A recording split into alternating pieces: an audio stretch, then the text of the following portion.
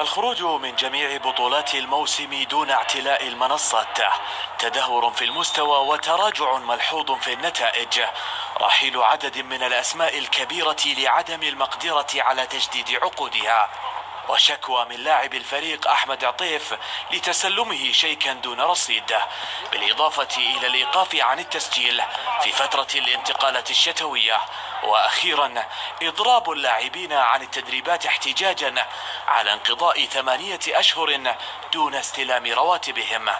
كل هذه الأمور حدثت في نادي الشباب خلال 6 أشهر فقط. ما يحصل في نادي الشباب في هذا الموسم شيء غريب.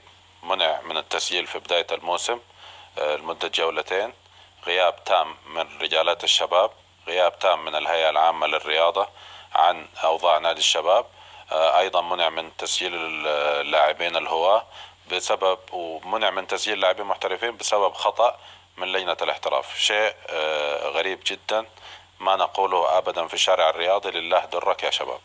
إضراب اللاعبين عن التدريبات كانت القشة التي قصمت ظهر البعير ودقت ناقوس الخطر في شيخ الأندية ليتحسر على حاله العدو قبل المحب، حتى مع الأنباء التي تشير إلى قرب الإدارة الشبابية من تسليم المبالغ المالية للاعبين.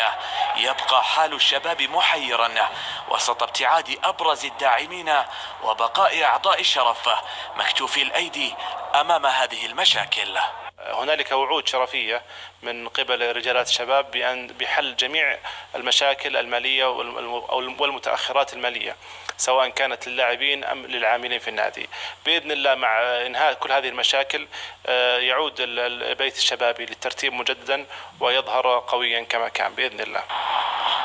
الإضراب عن التدريبات أمر لم نعتد على مشاهدته كثيرا في الملاعب السعودية، وإن كنا قد اعتدنا في سنوات مضت على مشاهدة شيخ الأندية يحصد الألقاب والإنجازات، فإننا نشاهد موسما تصدر فيه الليث على جميع الأندية السعودية في عدد القضايا الشائكة التي تزداد يوما بعد يوم. مساعد المحمود، بي إن سبورتس، الرياض.